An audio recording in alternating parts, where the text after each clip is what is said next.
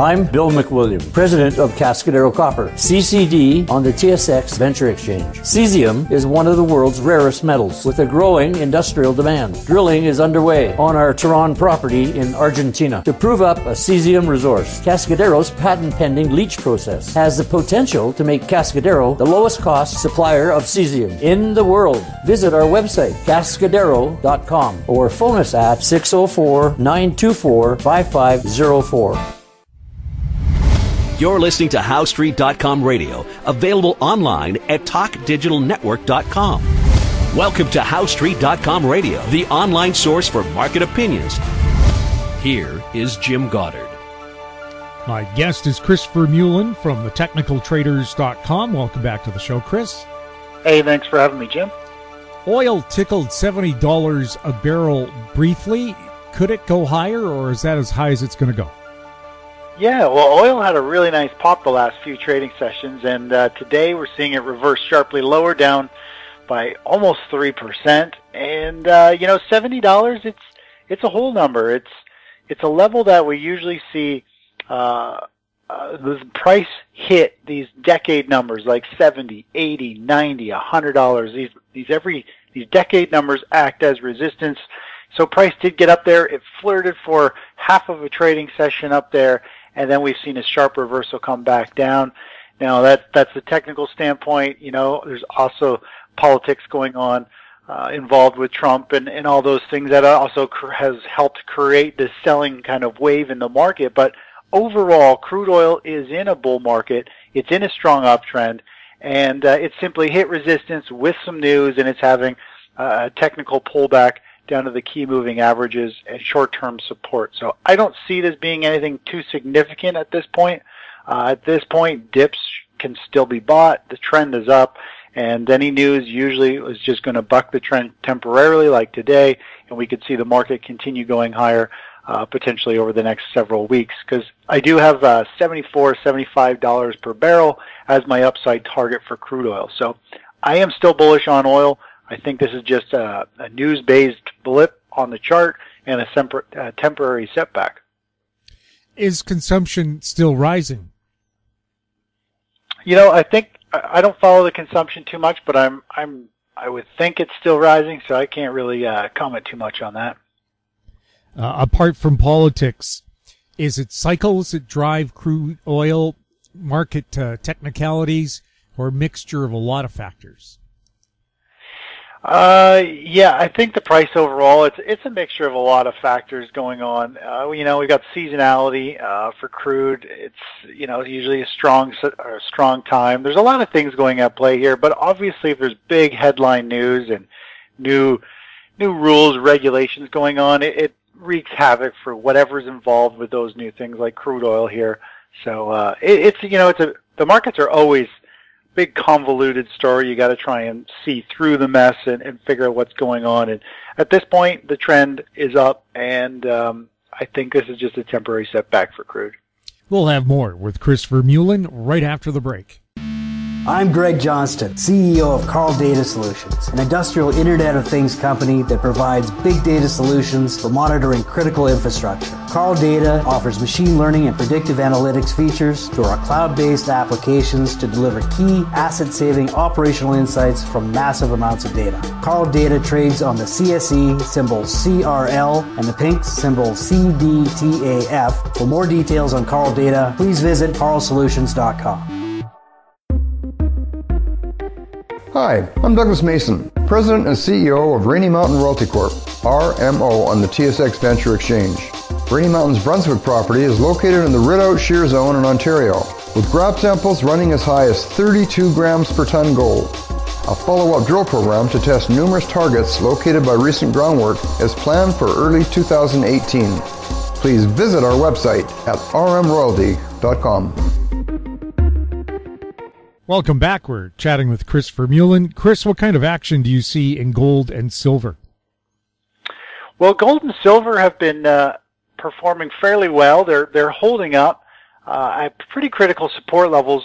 They've been fairly dormant, really, for the last couple months. But they haven't sold off in any big way. Everything seems to still be holding up, And, you know, the shining side of things are the gold miners, the silver miners. They've been doing really well. The juniors have been holding up, making higher highs and higher lows since February. And that just goes to show us that money is moving into the leveraged precious metals play. So usually we see gold miners and silver miners, more so gold miners, they will lead the price of physical metals. So if money is rotating into miners, which it has been, they're holding up over the February and more or less March kind of highs where we had a big consolidation. Money keeps rolling into those, so that's telling us that we should see physical metals start to rally soon. And I think a big part of that is the U.S. dollar. What is the U.S. dollar going to do next? And of course, the dollar has been on a very strong rally mode for the last several weeks. And considering the strong run-up, gold and silver are actually still holding at support. They've only sold down a couple percent, nothing too significant. And the gold miners are still trading up near where they were before the dollar started a rally. So I think there's a lot of fear creeping into the market, and people don't want to dump metals. They don't want to dump or get out of the miners. So there's definitely something at play here, which is bullish for the precious metals sector. We keep hearing about these new gold discoveries in Australia where they have fist-sized nuggets, apparently, but yet nobody's throwing a lot of money that way. What do you think's going on there?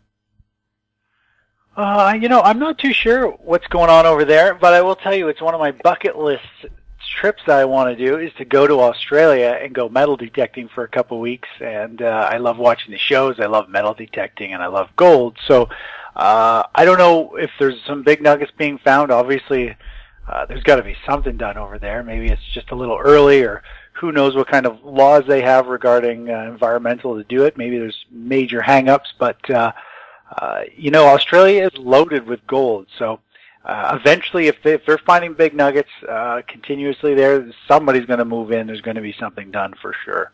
So you want to become a fossicker. That's what they call the independent guys that go out and dig their own little holes in the desert. I guess so, yeah. Never heard that term, but I do love metal detecting, and so do my kids. We go out and have a blast. And we got the ski hills where we are, so it's a blast to go find coins and nickels and dimes, and yeah, find the odd jewelry and keys. So it's a lot of fun. I love adventures like that. We'll have more with Chris Vermeulen right after the break. Cypress Development Corp's flagship lithium project is located just east of Albemarle's Silver Peak mine in the heart of Clayton Valley, Nevada. A 12-hole exploration drill program for lithium-enriched claystone on Cypress's 100% controlled properties is now underway. Cypress Development Corp trades on the TSX Venture Exchange, symbol CYP, the Pink's CYDVF, and on Frankfurt's C1Z1. For more information, please visit our website, cypressdevelopmentcorp.com. Don't miss out. Stay informed. Receive the HowStreet.com weekly recap with thought-provoking podcasts, radio, and articles delivered to your inbox. Sign up for the HowStreet.com weekly recap on our homepage at HowStreet.com. Welcome back. We're speaking with Chris Vermeulen. Chris, can you see the people who are dumping loads of cash into cryptocurrencies come back and start investing in gold and silver again? I think so. You know, if Bitcoin doesn't perform very well later this year, which I do think it's going to have another rally and another move up, but there's a lot of damage done to a lot of people, really from, you know, December on, when we saw Bitcoin and most other currencies all pull back dramatically from the highs that we saw December, January. And a lot of people didn't really realize how quick money can evaporate. There was a lot of, I think, millionaires who realized they're back down to, 6-digit incomes or potential gains versus 7 digits. And I think that's enough to really turn a lot of people off digital currencies. The whole froth, the feeding frenzy of everyone piling into Bitcoin during the Christmas and holiday season there was insane. I've never seen such a quick, crazy pop in price. And, I think it's burned a lot of people, and now there's a lot of people that are just saying, well, I'm just going to hold it forever and move on. And I think it's going to definitely bring, or has brought, people back probably to the stock market because it's a little more regulated and not quite as severe swings in price where it goes from, it can lose 80% of its value in a few days. So, well, it was created with no assets whatsoever. So yeah, well that's it. It's an assetless. It's just a 1 and a 0 changing hands a bunch of times, and it. To me, back in the day when it first started, I always saw it just as something for, and probably a lot of other people think the same way. It's just a way for people to do illegal activities.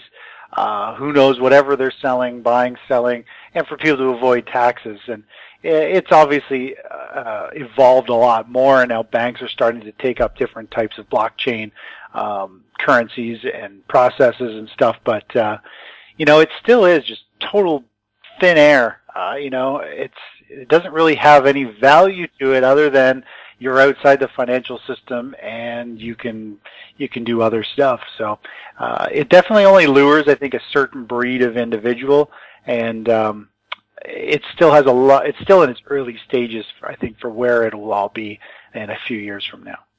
Well, I mean, there was a time that we used to exchange clams for items.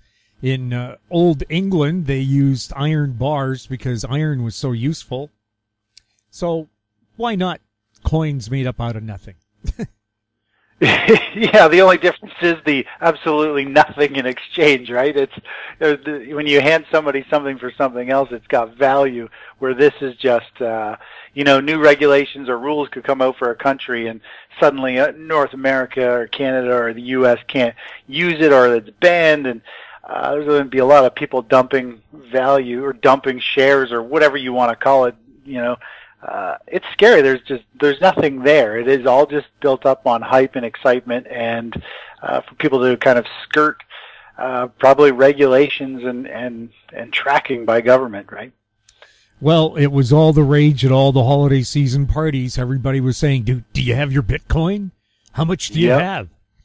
And whenever they start talking about things on the cocktail circuit, it's usually not a good idea to get into it about then, is it? No, it's not. It's a huge red flag, especially if all these people saying it are people who never ever talk to you about the stock market or Bitcoin ever. If they're into it, it's done. Chris, thank you so much for chatting with us.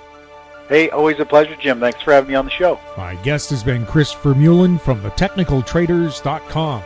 If you have any questions for Chris or any of our other guests, you can send them to info@howstreet.com. I'm Jim Goddard. Thanks for listening. Comments made on HowStreet.com radio are an expression of opinion only and should not be construed in any matter whatsoever as recommendations to buy or sell any financial instrument at any time. Available online at TalkDigitalNetwork.com. HowStreet.com radio is a production of How Street Media Incorporated.